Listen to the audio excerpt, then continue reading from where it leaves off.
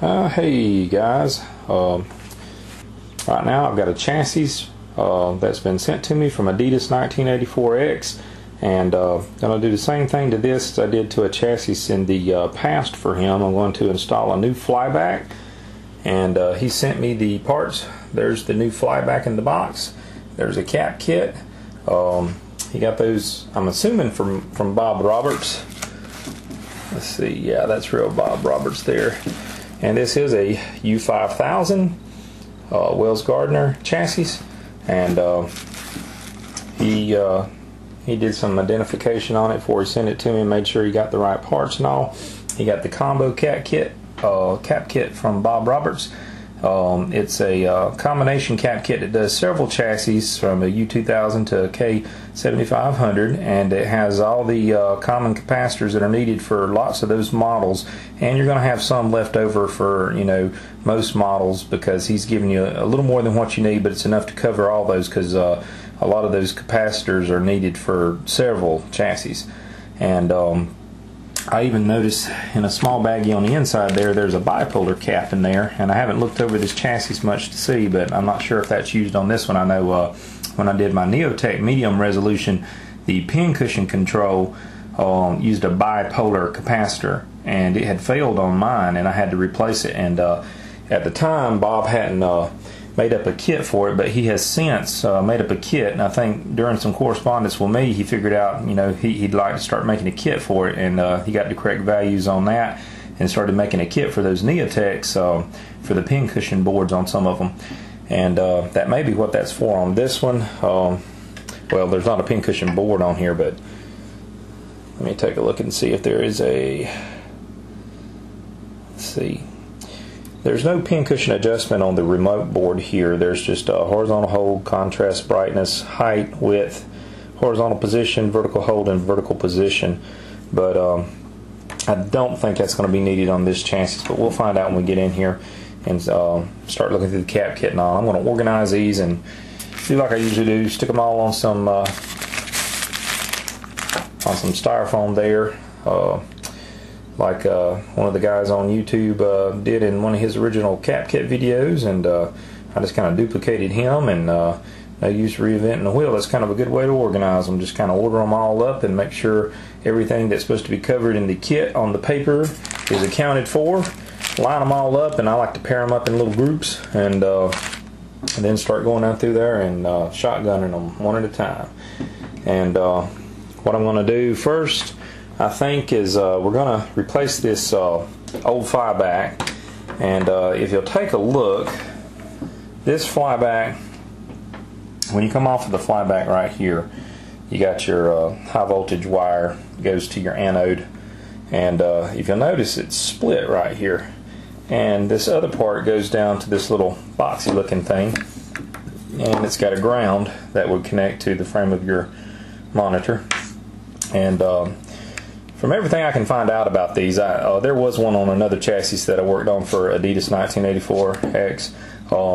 It's some type of spark arrestor, and I heard some people talking in some of the forums saying that they thought it was commonly used for some of these chassis that were on monitors in gun games. And I don't know if it has something to do with the flash on the screen when you're firing the gun, and it helps dissipate some of that extra voltage or something like that. I'm not sure, but from everything I've read, it's not used. If you put a new Flyback in, you don't need that, so there's no way to put it on a new one anyway, unless I was to somehow reconnect this high voltage wire or something to the Flyback, and I'm not going to muck with that. So we're just going to take the old Flyback off and just can this. I don't think you'll need it.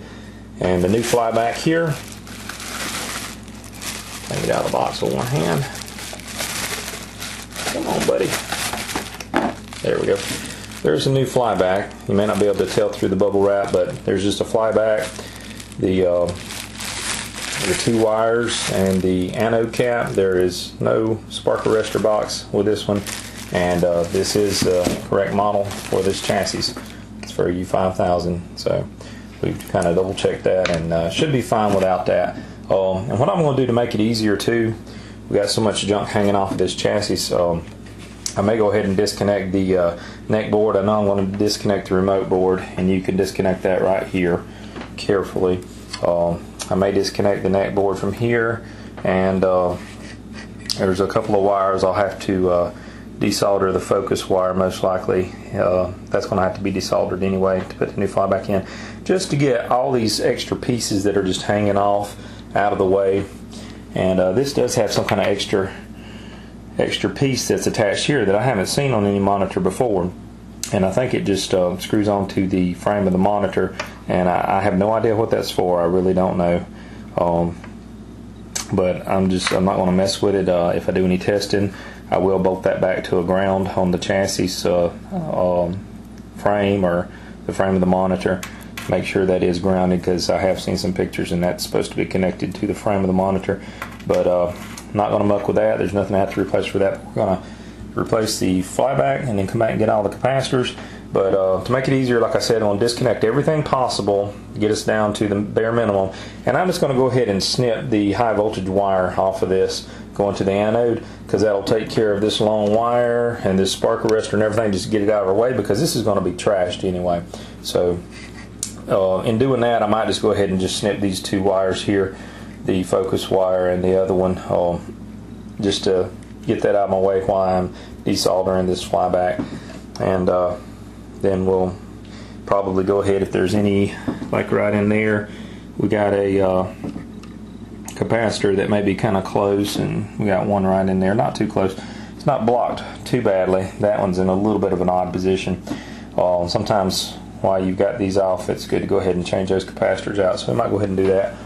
But I've been rattling on for over 7 minutes now. I'm going to go ahead and snip some of these things off, make some disconnections here, and do a little bit of an inspection. I have already noted on the back of his neck board, I do need to take this little diagram off that's on this piece of cardboard on the neck board and take a closer look.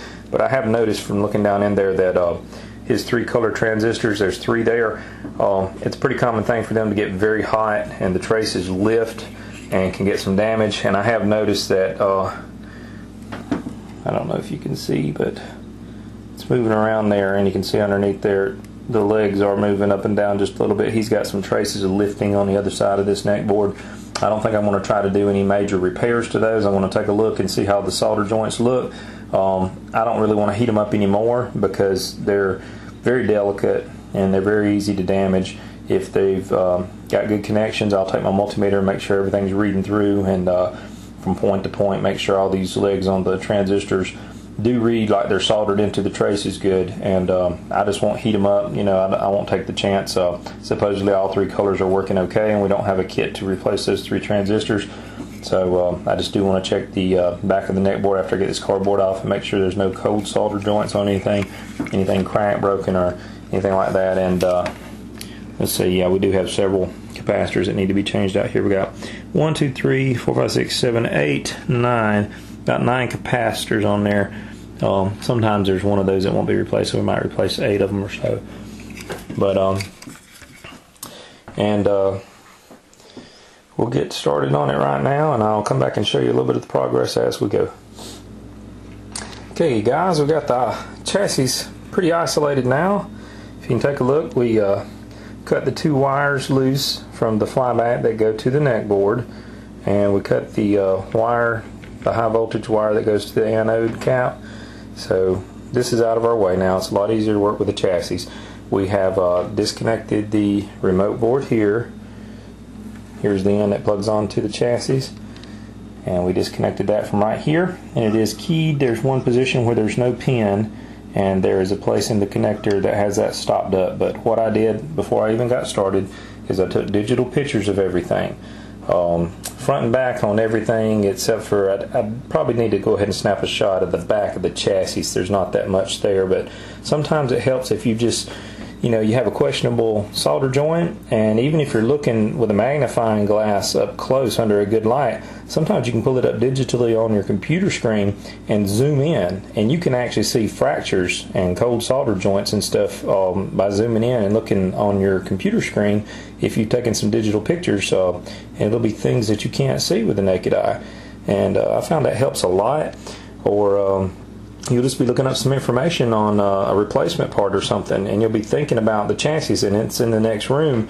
And if you have some digital pictures that are on your computer at the moment, you can just pull them up real quick and zoom into an area on the board and look real quick, and you'll say, oh yeah, that's a a 25 volt capacitor that I need, or microfarad values, anything like that you might need to think about and look at real quick, and you don't want to run to the next room and find that place on the circuit board. And when I take pictures, I'll kind of go in like this. I'll go in like on this lower left corner of the chassis, and I'll take a picture, and then I'll go up and I'll kind of overlap, and I'll get the upper left and then the upper right, and I always kind of overlap like right down through here and here on each picture, and then I'll end up like right there. That way, some stuff along the middle, you might have something that you can't quite read the value or position on, and if you've got a couple of pictures because you've taken overlapping pictures, you can zoom in and one of the other shots will have that part from a slightly different angle, so you can read a value or see something on there a little better. I just can't tell you how valuable digital pictures of things are. They just really help you a lot. And if you're asking questions in the forum and you need to stick a picture or something up real quick, well, you've already got it taken because, before you started your work, you took some good pictures. But anyway, we got all this stuff loose that was in our way. Took the connector loose for the neck board. You could have took it loose from the neck board itself, but it's best just to leave it connected there. That way you get the wire and everything out of your way so you can work on the main chassis. And started looking over the chassis a little bit and noticed that there are some capacitors that have been replaced, probably failed in the past. Let's see if I can zoom in on this one here. Let me get my light here and put it on it. But if you take a look right there, you'll see that some of that gunk down near the base has been broken loose and scratched off. That's where somebody took the original capacitor out and they replaced it with a new capacitor. Had this been the original, you would have seen some of that white goop on there from the factory on the side of the capacitor itself. But you can tell somebody has scratched it away, put a new capacitor in, and they were probably trying to look at the position or something, or possibly polarity if it's marked. I don't think it's marked on this chassis. Well, it should be, at least on this side of the board. I don't think the other side of the board is marked like a lot of the Neotechs I work on. But that capacitor has been replaced. Let's see.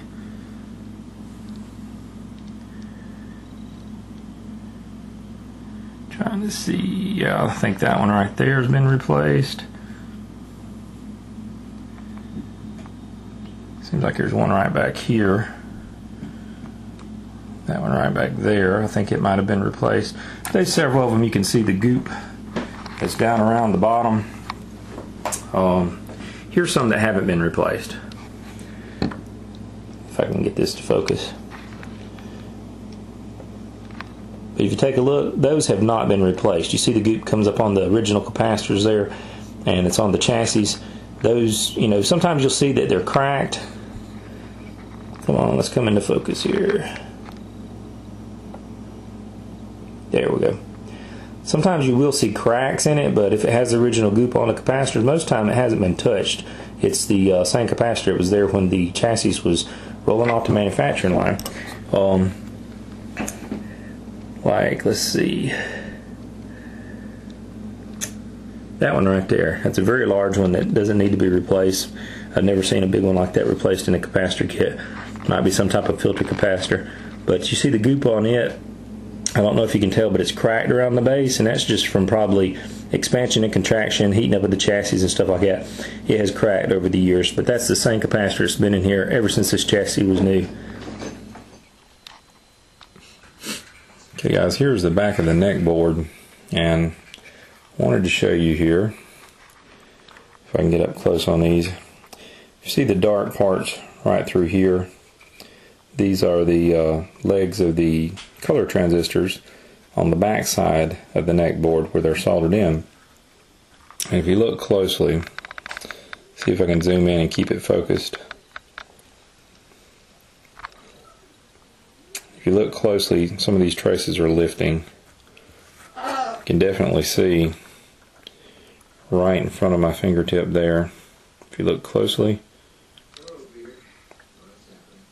That trace is lifting. We got one right in front of my thumb right there. And it's lifting. You can definitely see.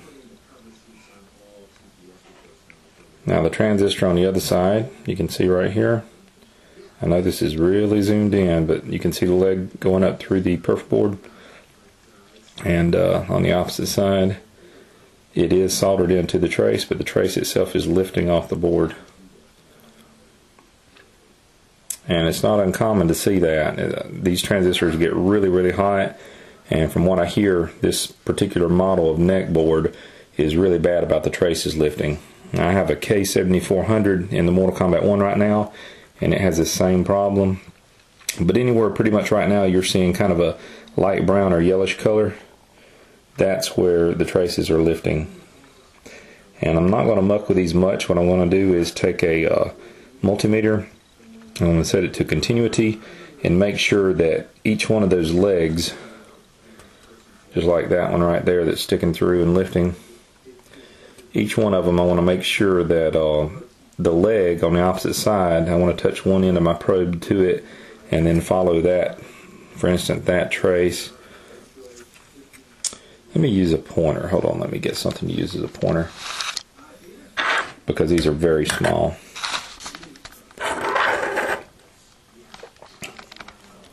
See if we can get back to where we were here.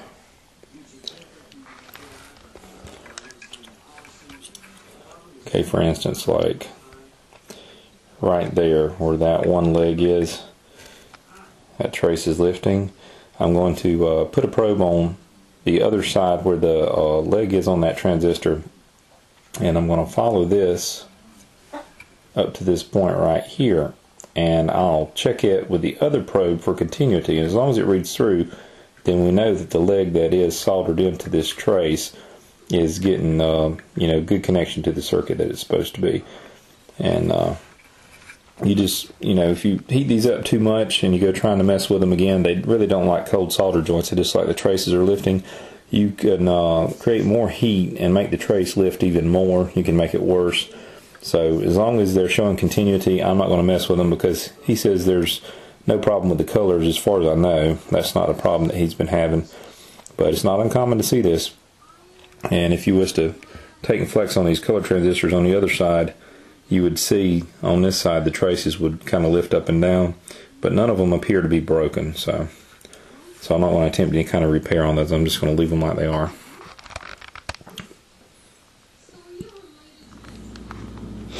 Okay, we have all our capacitors from the kit just kind of sitting out right now. I just set up the larger ones here, and got all my small ones laying out here, and I want to start separating them and sticking them into this piece of styrofoam just to kind of organize them. And here is the list of the capacitors. And if you'll take a look, since this is a combo kit, it's got a column for U5000, a column for U5000, and a column for the K7400 or K7500 series chassis. And down through there, it lists the values of the capacitors at these locations, because like, the U2000, U5000, K7400, 7500, like they share like the location or the position C107, and they have the same capacitor that would fit in that location on each one of those chassis. But then as you go down, you see like in the fourth positions on the U2000 and 5000, there's a couple of those capacitors that aren't used, so they're all X'd out. Location C126 and C127, but those two capacitors, which is a 1 UF 50 volt and a 470 UF or microfarad 35 volt, they are used in the K7400 and K7500. So you would just have a couple of extra capacitors to put back for a day where you might need one, like with that value to use on another chassis or something if you had a U5000 or U2000. So you just wouldn't install those. You just keep them back in a box with your extra capacitors that you've got from other kits or something that you've never used, just in case you need them one day. And there's some other places down through here.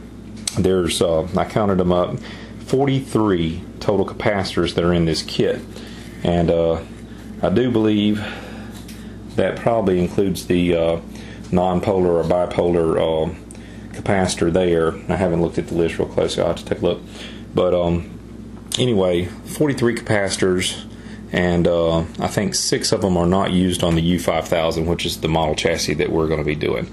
So there's 1, 2 X'd out there, 3, 4, 5, 6. So there's 6 capacitors in this kit that we will not be using on the U5000.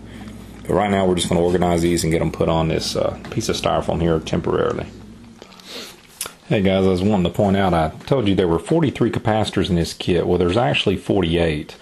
And what that is like on the last column here, Bob has put some notations like right here it says neck board, so you know that those capacitors listed for those 3 models of chassis are all going to be going on the neck board, not on the main chassis. Then there's some places down below that that says difference. And like if you look right here and you go over, you see for a K7400 and 7500, that position has a 2200 UF 35 volt capacitor. You move on over and it's the same for a U5000. Then you get over to a U2000, you see that there's a difference. It's a 1000 UF 50 volt. So there's a difference in that same identical position, C616, for a U2000 as compared to the other models of chassis. So he's listed that, and if you see there's the word difference listed 5 times, so there's actually 5 extra capacitors to allot for those differences, so there's actually 48 total. And then those right there, they say like control board, and they're not on the U2000 or U5000 chassis, but that's for the K7400 and K7500. I would imagine control board, that would be the remote board to control, like, you know, your horizontal, vertical, all that kind of stuff, your brightness, contrast. But on my K7400, I don't believe there are any capacitors on my remote board. There may be one on the back side, but I don't think there is one on the front side that I remember. I have to go in there and look on my Mortal Kombat 1. But it would probably be one of these small capacitors similar to that, 1 or 2 of those on the remote board. Okay guys, got all our capacitors organized here, and I just kind of laid them out. Took the largest capacitors, kind of, you know, not really referring to the microfarad value or nothing, and just kind of lined those up where those large ones are easy to get at, because I'll know as soon as I see one of those on the boards I'm about to replace. If it's a large one, I can just pick from, you know, these 7 right there. And then as we get to the smaller ones and stuff, I kind of, like large groups like that, I group together. Those are all 10 microfarad, I think it's 63 volts on all 10 of those right there. And so we had several of those, and I just grouped those in a group. And then as we go down through here, I just kind of, you know, started off at 1 UF, then went to 2.2 UF, 4.7 UF, and on down the line, and just kind of grouped like UF values together. And you know, if they're the same voltage, and then sometimes they'd have a like UF value, like, you know, 4.7 UF, but the voltage would be different. I just kind of put them like side by side like those. And as I was going, I had to make sure on here that I marked them off. I just checked them on my list as I went down through there. And I do like to make notes, like sometimes like C731 and C732. They were supposed to be 10 UF 50 volt for all 3 chassis models that this kit can cover. And instead of 10 UF 50 volt, he had some 10 UF 63 volts that he included in the kit. So as long as your voltage is as high as what's in the list or higher, then you're fine. The UF value has to be exactly the same. And I kind of had a little, right there you can see I say same cap coming from C712 up to C700. These were some that had differences in them. And what it is if you had a U5000 or a K7400, K7500, like on capacitor C700, you would need a 220 UF 16 volt capacitor, and that is in the kit. So you have one of those, and it can be used for either a U5000 or a K74 or 7500. And if you had a U2000, the kit also comes with a 47 UF 16 volt that could be used at that same position on a U2000. But what it was, when I was checking off, I thought I was short one capacitor because I'd already checked these off right here that could be used in position C700. And then when I got to position C712, Although I did find the 1000 UF 16 volt that could be used for either a U5000 or a K7400 or 7500, I couldn't find the 220 UF 16 volt, and then all of a sudden it dawned on me, well, I'd already checked that one off, because you'll never need two of them. You're either going to be doing a U2000 or a U5000 or a K7400 or 7500, so you only need one of them depending on which chassis you're going to use. So he just included one capacitor that was that value, and you use it in one of the spots, either in C712 on a U2000 or in C700 on a U5000 or a K7400/7500 chassis. And that was the only one that really confused me. And what made it even more confusing is when I got down to that one, that was the last one I couldn't find laying on the table, is it is a 220 UF. Well, I actually ended up with an extra capacitor here, and it's a 2.2 UF, no, let's see, 22 UF 63 volt capacitor. And I was thinking, oh man, he accidentally gave me a 22 UF instead of a 220 UF. And it just kind of confused me until I figured out what was going on. And so he just included an extra capacitor in the kit. That's actually one that probably won't be used, but it's there. He might have tossed it in or accidentally miscounted and gave us one extra there.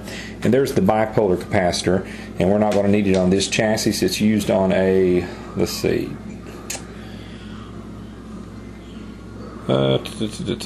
right there you see it says 10 UF 50 volt NP, meaning non-polarized or bipolar capacitor, and that's only used on a K7400 or K7500 chassis, so we don't need it on a U5000.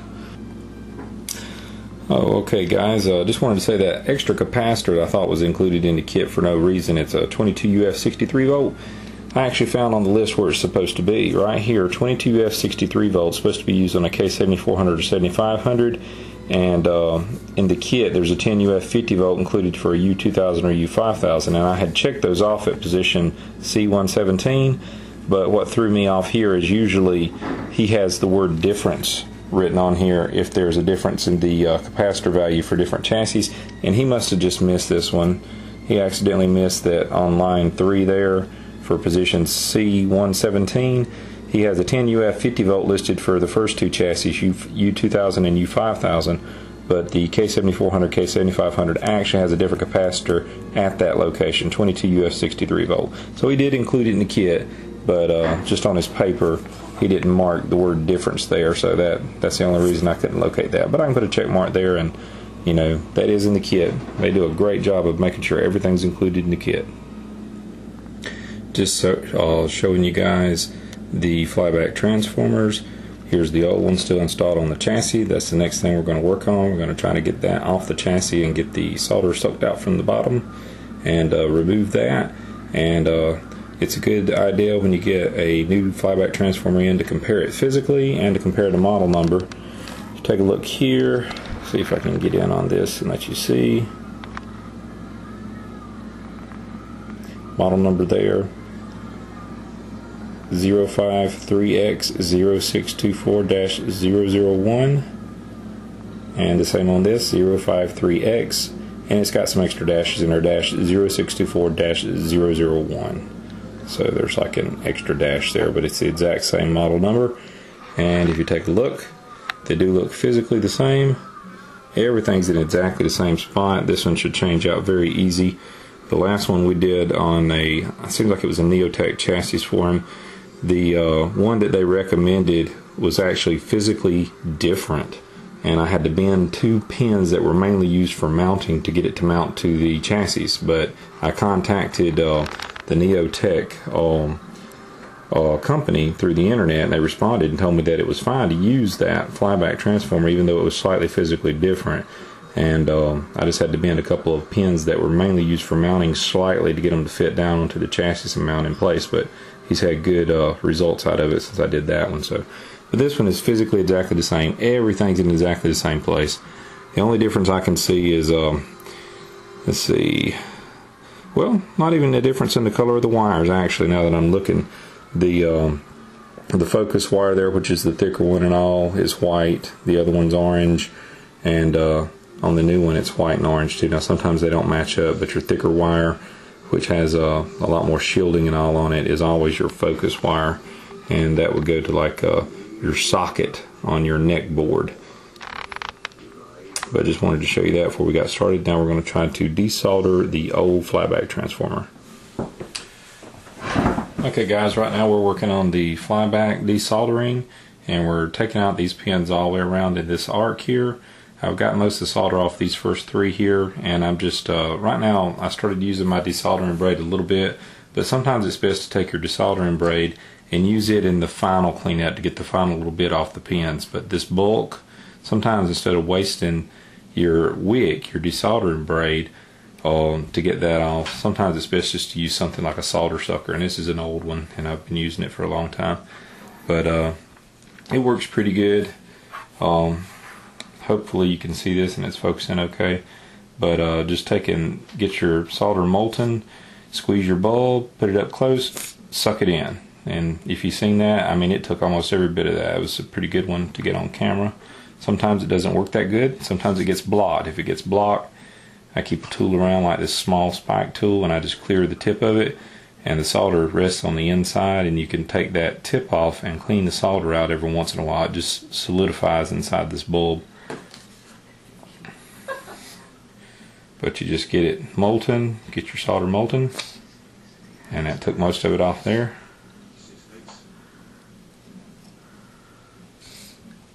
Didn't get it that time.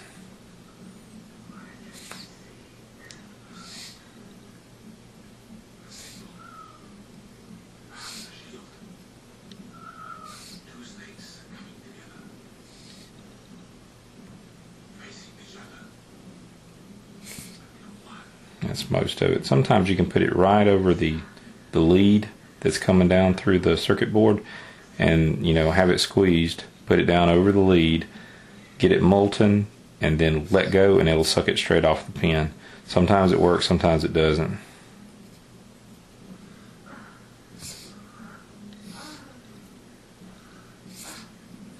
And we're listening to Conan the Barbarian in the next room, so if you hear anything weird, it's Conan and his weird mystical lady.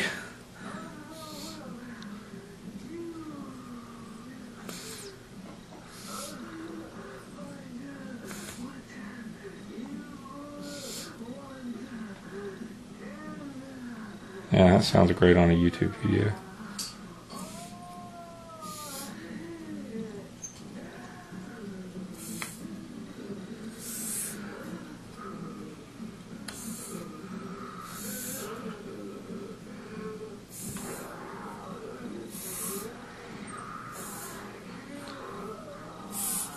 Got a little bit of a blockage there. I want to clear that, pause the camera for a second, and I'll come back and clean some of this up with some of my desoldering braid. Okay guys, I want to clean up some of these pins with some desoldering braid. There's not really that much on here, but I want to get off as much as I can. Sometimes this desoldering braid cooperates pretty good, and sometimes it's a little aggravating.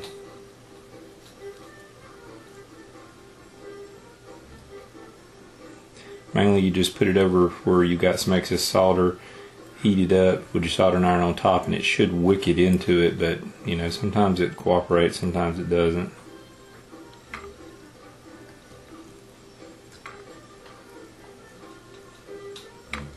I like to hold it with a small pair of needle nose pliers to keep from burning your fingers, because that does heat up.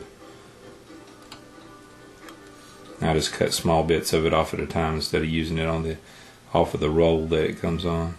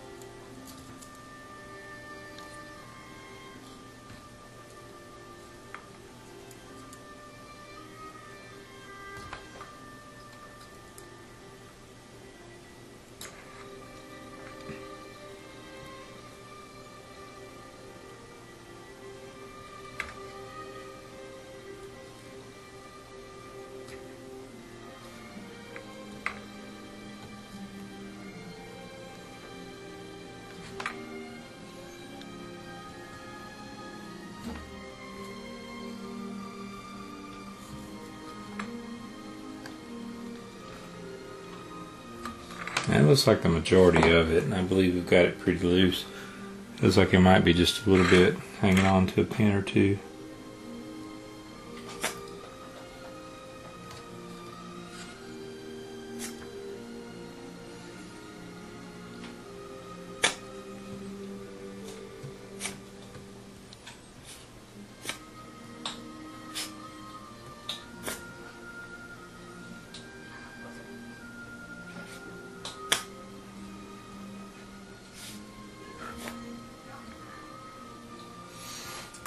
Okay, I want to see if it feels loose on the other side. Let me set my soldering iron down here.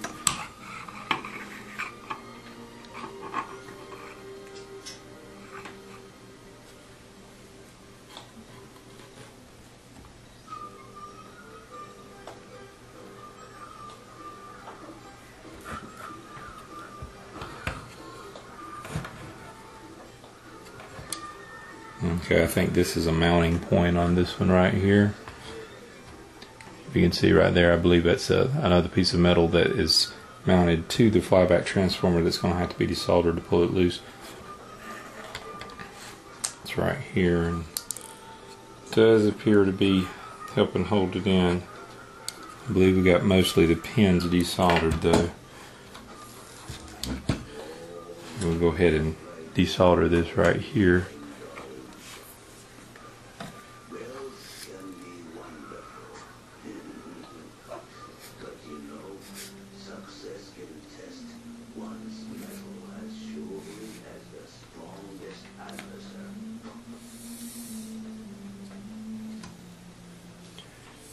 And stopped my bulb up a little bit again. I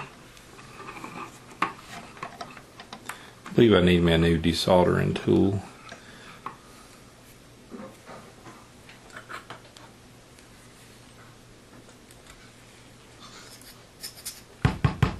There we go. Cleaned it up.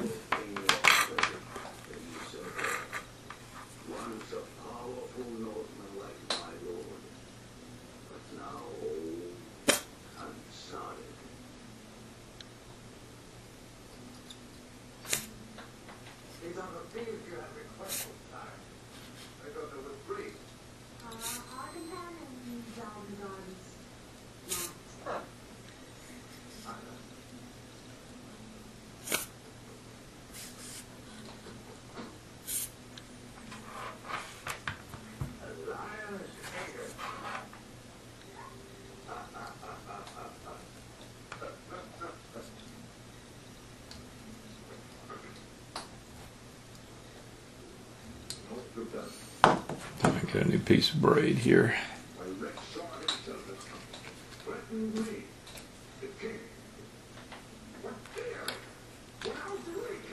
I cut me a small piece off. Let's see, I don't know if I'm in the camera there. Oh, you can't see. Cut me a small piece of desoldering braid and hold it with my needle nose. See if I can help take some of this off.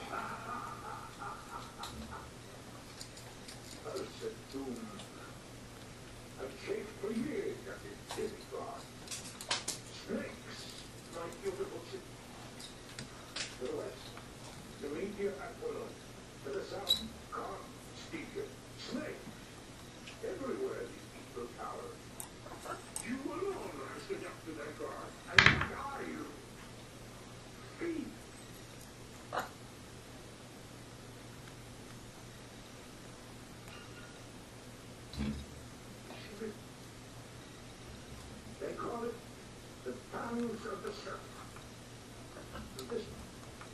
This burst in your father's heart. I was very sorry. My own blood has fallen under this house of doom. If the dagger setting this in her hand for me.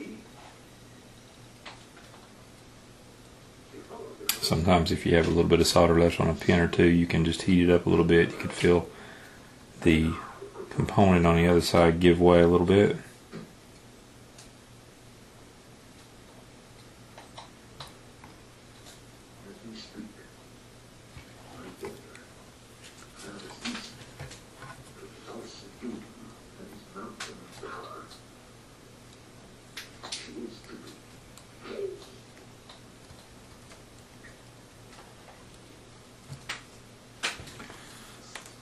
take one more look on the other side, make sure there's not another mounting point that I've missed.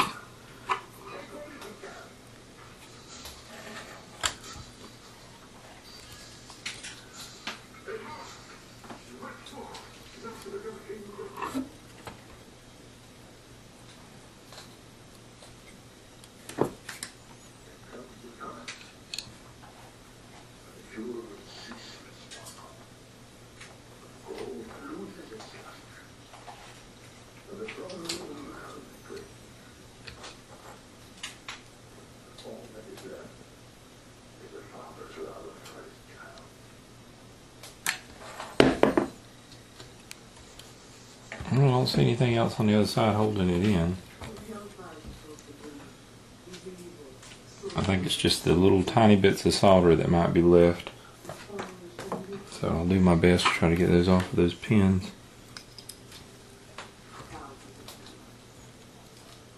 All it takes is just a little bit of solder on a couple of pins to hold something like that in place.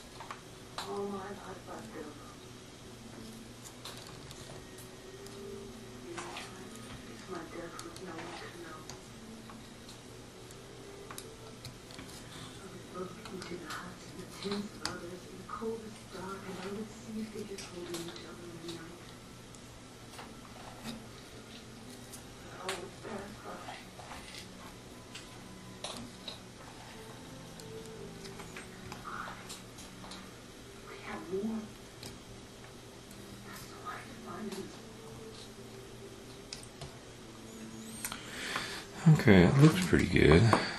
See if we got it any more loose.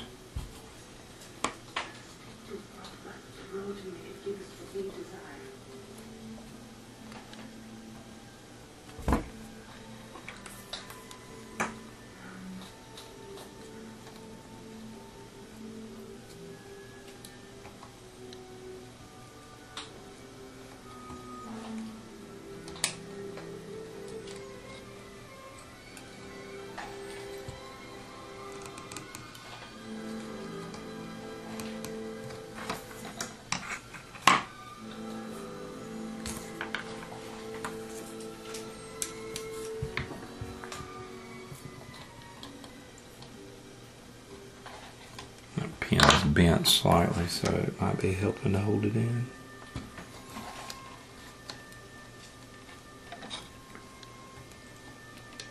Yeah, it's coming now, I can feel it.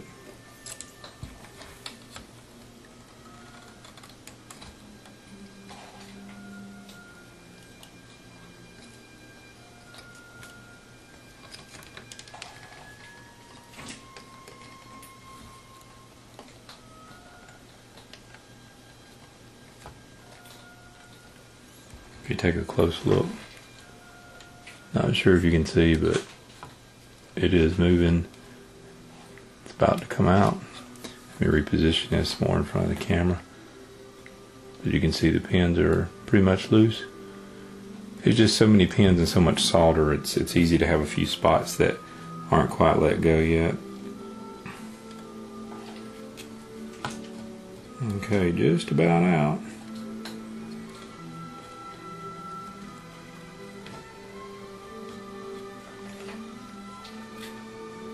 There we go. And that was it. I know that took a few minutes, but there we go. Got the old Flyback out. If it's focusing, trying to get in front of the camera here. There's all the pins around there. There was the one supporting pin. Once I got all these in the arc, there was 1, 2, 3, 4, 5, 6, 7, 8, 9, 10. And there was one that supports it. The last Flyback I did had actually two. It had like one here and one here on a Neotech chassis that I did for Adidas 1984X. But this one didn't give too much trouble actually. And what you can do now is you can come back and clean up your holes around here. use your desoldering blade, get a little bit of this excess off of here just to make sure you're not jumping across two pins or anything like that. Just clean it up a little bit, and try to clean off or burn off maybe a little bit of extra flux if there's some flux and stuff there. Get your holes cleaned up and everything. Get ready to seat your new Flyback down in there and make sure it fits snug against the chassis. I'm going to cut right here, and I'm going to go ahead and clean these holes up off camera. Well, here's our new Flyback transformer, and I had to straighten this pin up. Sometimes your pins will be bent a little bit when you get a hold of these, and they'll have like this one had chunks of styrofoam that was covering up the pins, and it was just kind of mashed into there, and you had to kind of break it out and get pieces out. And it also had a little bit of glue in there. Had to take and pull some of that old glue out. And sometimes it's probably a good idea to take your soldering iron and just try to burn across these pins a little bit before you insert it into the chassis, and just kind of clean these pins up a little bit. Now you might get some goop on the end of your soldering iron, and if you do, just kind of clean it up on a wet sponge or something like that before you go back to soldering. But you could probably scrape some of this off if you've got a small knife or something like that. Get a little bit of that, because I mean it looks like a little bit of glue, and the styrofoam is kind of stuck on the pins, and you probably don't want to solder directly to that. You want to make sure you got it good and cleaned up before you insert it in the chassis and start soldering. Right here around this mounting point for the old Flyback transformer, and at some other locations, there was a little bit of excess flux, and try saying that 20 times or something.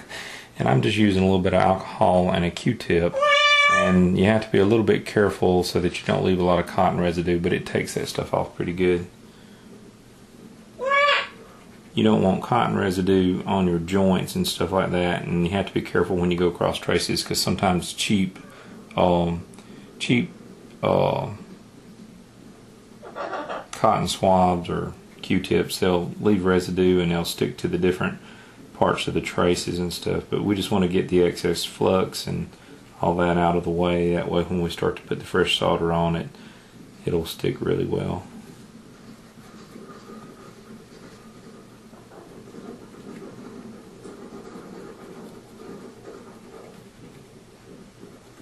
But that cleaned it up really well, and you want to let it dry real good.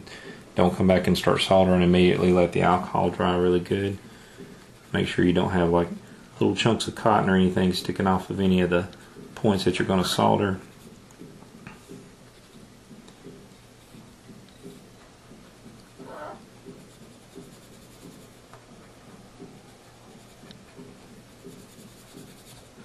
And it looks pretty clean.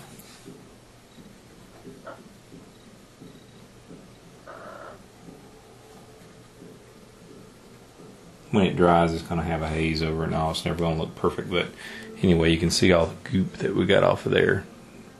It's mostly just flux. It was a lot of it come from right around this one mounting point for the Flyback transformer. It just gives it support. It's not really an electrical connection. If you can see right here, it's in a large part of this green area here, the real dark green area.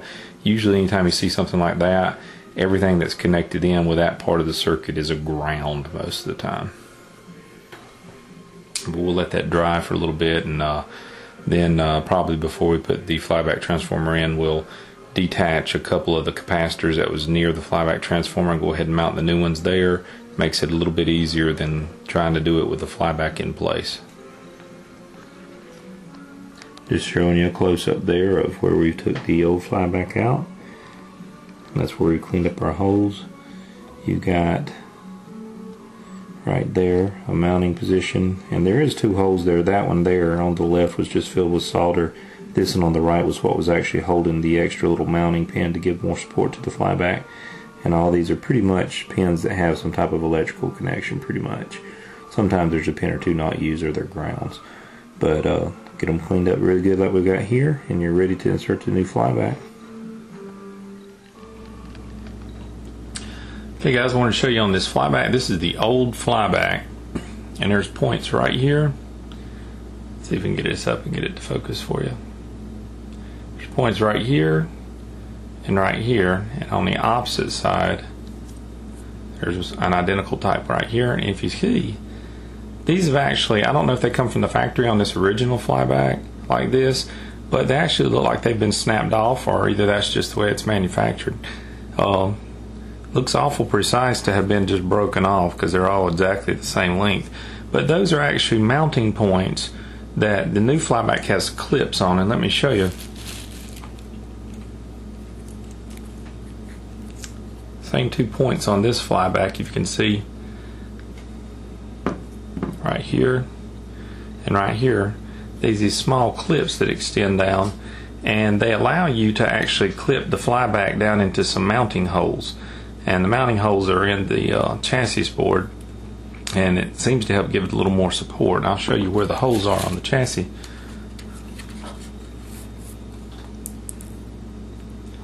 If you look down right here and right there, no, it's kind of hard for you to see there, but right beside that capacitor and right there, there's 2 holes, and those clips can go down in there and they'll help clip in, you know, temporarily while you're soldering the pins in on the other side.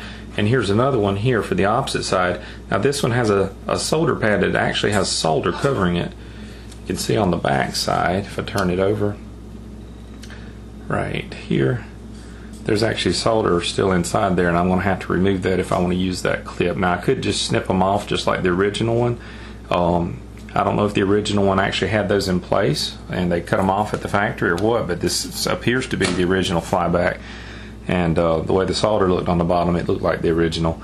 So I'm not sure exactly why they clip them off on the one from the factory or what. There may be a slight problem lining the pins up if you use these, but we're going to find out in just a few minutes. But the first thing I want to do is go ahead and place a few of these new capacitors where they're supposed to be. This one right here, and I might go ahead with this one, since it'll be a lot easier to go ahead and replace these before the new Flybacks down here in place. Okay guys, what I went ahead and did just a second ago is remove the solder from that solder pad right there. That's going to be one of the mounting points for those little clips I just showed you.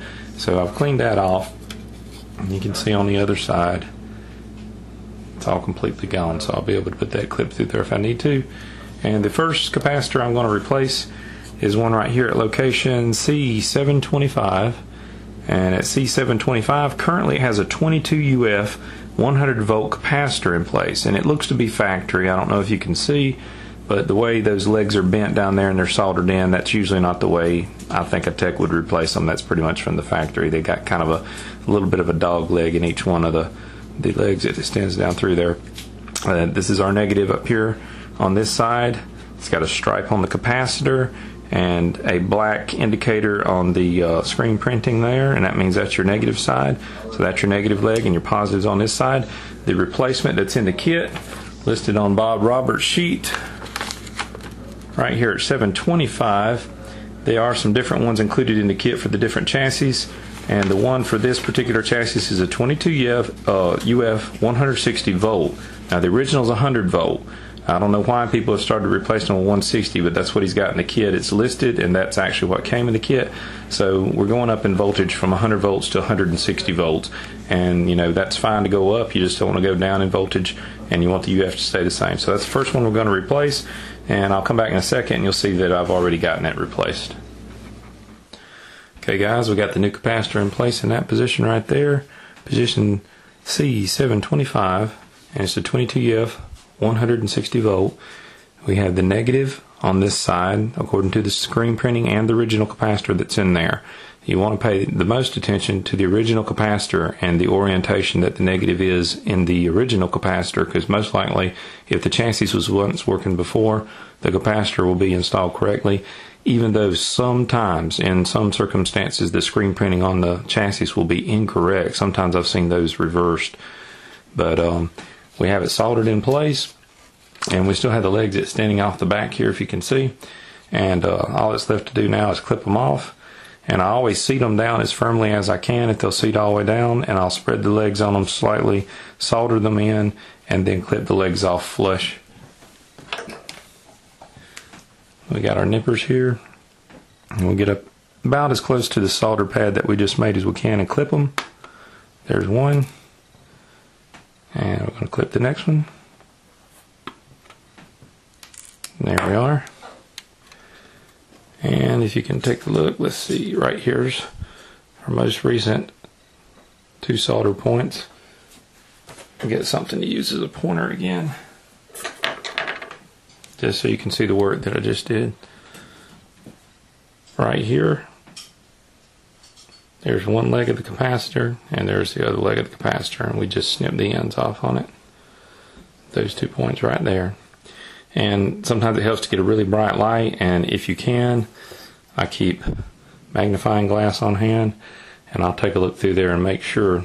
I know the lighting's not perfect right now, but like, I just take a look through the magnifying glass and make sure that my points look like they're not cold solder joints, or the solder hasn't completely liquefied around the leg of the capacitor.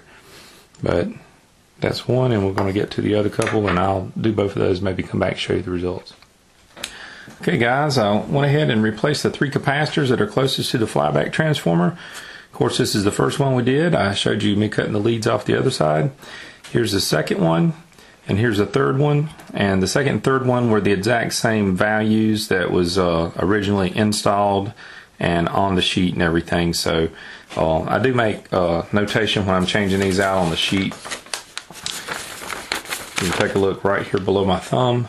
I put a notation. That was the first one we changed, C725. It was listed as a 22 UF 160 volt on the chart, and that's what it was in the capacitor kit. The original that came out of there was a 22 UF 100 volt, and I just put a little listing beside there just in case I need to go back and kind of wonder what was going on. If I have a problem with a capacitor or anything like that, I can see that the original was a different value.